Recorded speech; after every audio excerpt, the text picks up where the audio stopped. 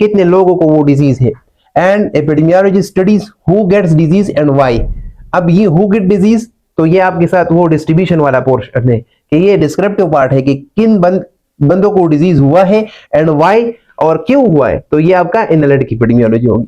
And epidemiology studies sick and well people, ये comparison purpose के लिए एपिडेमियोलॉजी में हम जो लोग बीमार हो गए उनके साथ कुछ वेल लोगों को भी हम स्टडी करते हैं, और हम ये मालूम करना चाहते हैं कि ये बंदा बीमार हो गया है और ये बीमार नहीं है, तो इन दोनों में क्या डिफरेंस था कि एक को डिजीज हुआ और दूसरे को डिजीज नहीं हुआ।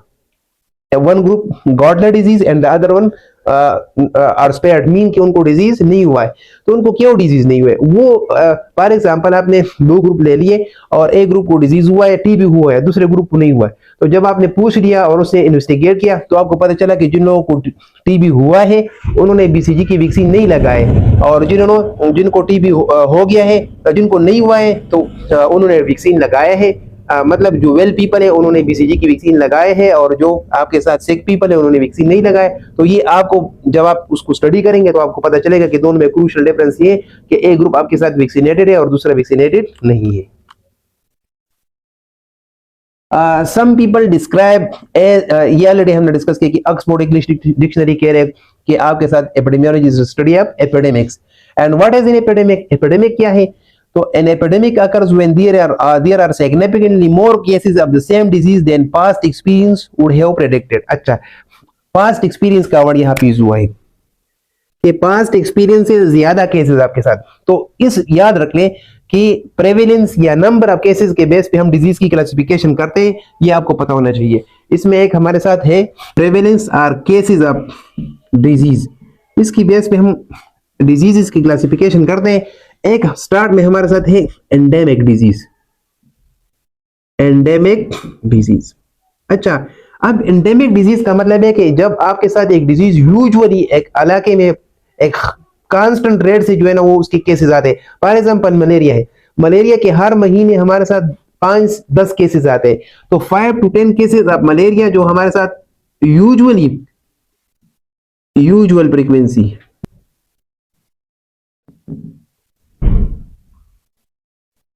आप मलेरिया, अब यूजुअल फ्रीक्वेंसी ऑफ मलेरिया हमारे साथ ये कि 5 to 10 केसेस इसकी मलेरिया के हमारे साथ आमतौर पर पाए जाते हैं या रिपोर्ट होते हैं। तो अब ये फॉर एग्जांपल अगर मैं ग्राफ से इसको ड्रा कर लो तो मेरे साथ ये केसेस हो गए, ये मंथ्स हो गए, डेज हो गए कि आपके साथ पूरे मंथ के डे 1 से लेकर 10 तक, और फिर 13 20 और आखिर 30, ये 30 डेज को आपने मंथ के अंदर डिवाइड किया है, और आपके साथ यहाँ पे केसेस है कि 5 केसेस है, 10 केसेस है, 15 केसेस है। तो यूजुअली हमारे साथ केसेस जो है ना वो ज्यादातर कितने 10 केसेस जो है ना वो 10 तक केसेस जो है ना उसकी फ्रीक्वेंसी हाई हो जाती है। ये अब है usual frequency of disease in a population, इसको हम कहते हैं एंडेमिक डिजीज। और इसकी बहुत ज्यादा एग्जांपल है, मलेरिया भी पाकिस्तान में एंडेमिक है, इसके अलावा अब तकरीबन डेंगू जो है ना वो भी एंडेमिक हो गया है। बहुत से डिजीज ऐसे है कि पाकिस्तान में वो या हर एक एरिया के अंदर वो एंडेमिक लोकेशन की हम बात करेंगे कि कौन सी एरिया और उसमें वो डिजीज कॉमनली पाया जाता है, तो उसको हम कहते हैं कि ये एंडेमिक डिजीज है। अब याद रख ले, अगर इस तरह हो जाता है, व्हाट इज एपिडेमिक, दूसरा फिर क्या है, ये एंडेमिक है, दूसरा है एपिडेमिक। एपिडेमिक ये है कि आपके साथ जो यूजुअल फ्रीक्वेंसी थी वो यूजुअल फ्रीक्वेंसी डिस्टर्ब हो गई। पास्ट एक्सपीरियंस ये है अब कि आपके साथ 5 to 10 केसेस है, लेकिन अब आपके साथ थोड़े से टाइम में, अब देखिए वही एक महीना है और आपके साथ इसमें केसेस आ गए, आपके साथ केसेस जो है ना वो 100 केसेस आ गए, ये 50 केसेस हो गए, और यहाँ पे 0 50 100 केसेस। तो आपके साथ अब वही डेज है, और आपके साथ पहले यूजुअल फ्रीक्वेंसी आपके साथ ये है कि आपके साथ 5 to 10 केसेस है, लेकिन अब आपके साथ बहुत कम, एक हफ्ते के अंदर आपके साथ 100 केसेस रिपोर्ट होते हैं। तो ये अब नॉर्मल पैटर्न जो है ना, जो एंडेमिक पैटर्न था वो डिस्टर्ब हुआ, और आपके साथ बहुत कम टाइम में बहुत ज्यादा केसेस रिपोर्ट हो गए, तो इसको हम कहते हैं एपिडेमिक। समझ आ रही, यही एंडेमिक यूजुअल फ्रीक्वेंसी, लेकिन यही यूजुअल पैटर्न या पास्ट एक्सपीरियंस जो है ना वो अगर डिस्टर्ब हो जाए और बहुत कम टाइम में आपके साथ बहुत ज्यादा केसेस आ जाए, उसको फिर हम कहते हैं एपिडेमिक।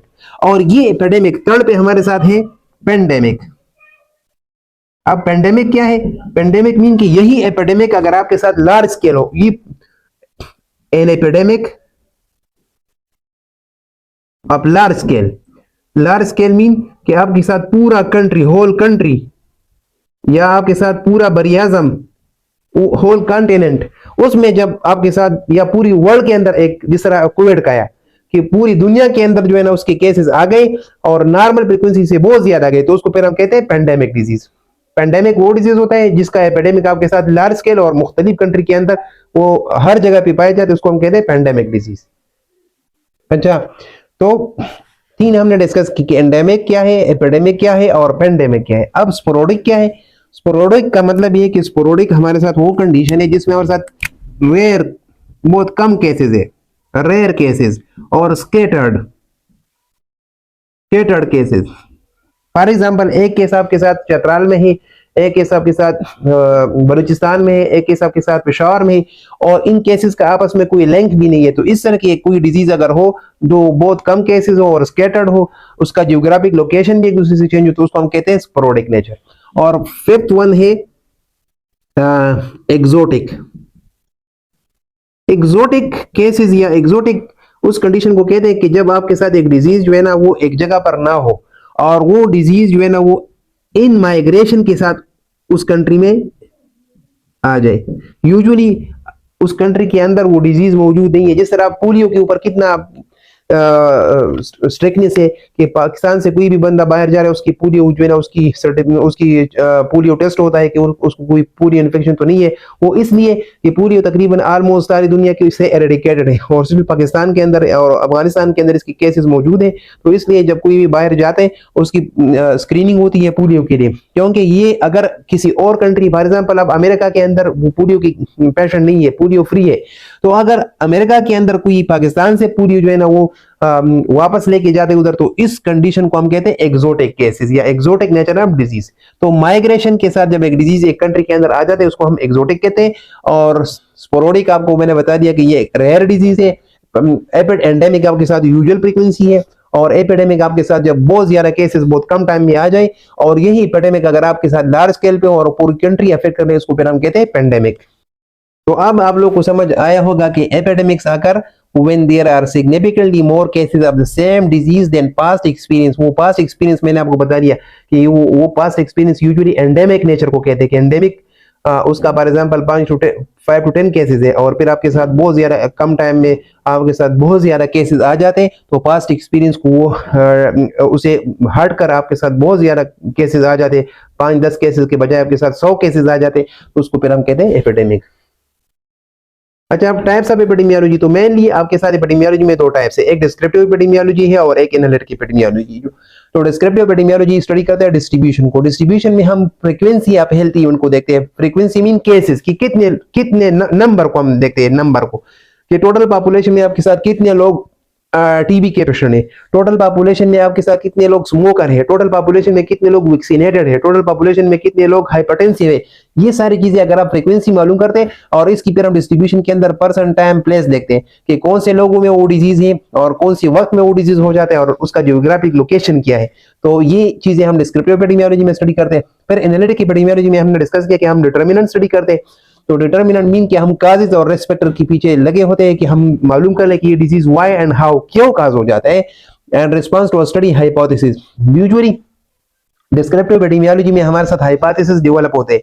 हाइपोथेसिस कैसे डेवलप होते हैं? फॉर एग्जांपल आपने देख लिया कि एक जगह है और वहां पे लोग बहुत ज्यादा स्मोकर हैं, स्मोकर्स जो है ना वो बहुत ज्यादा है, और जब आपने डिस्क्रिप्टिव एपिडेमियोलॉजी में देख लिया कि वहां पे स्मोकर जो है ना जो रिस्क फैक्टर है वो बहुत कॉमन है, फिर जब आपने पूछ लिया तो उस एरिया के अंदर आपके साथ लंग कैंसर के पेशेंट भी ज्यादा है, तो आपने दो चीजों की डिस्क्रिप्शन स्टडी की। आपने स्मोकर का भी आपने मालूम किया है, रिस्क फैक्टर का, और लंग कैंसर का। अब अगर आप जितने स्मोकर्स हैं उनसे जब आप पूछ रहे हो उसमें से ज्यादा लंग कैंसर के पेशेंट है, तो आपको एक आइडिया मिल जाती है कि आए स्मोकिंग और लंग कैंसर के दरमियान कोई रिलेशनशिप है। तो ये जो एजम्पशन हम बनाते हैं इसको क्या कहते हैं? ये एजम्पशन इसको कहते हैं हाइपोथेसिस। तो आपके साथ डिस्क्रिप्टिव लेवल पे ये हाइपोथेसिस डेवलप होता है और इस हाइपोथेसिस को फिर हम टेस्ट करते हैं। यहाँ पे इसको हम ये चेक करते हैं कि आया वाकई स्मोकिंग की वजह से लंग कैंसर होता है कि नहीं।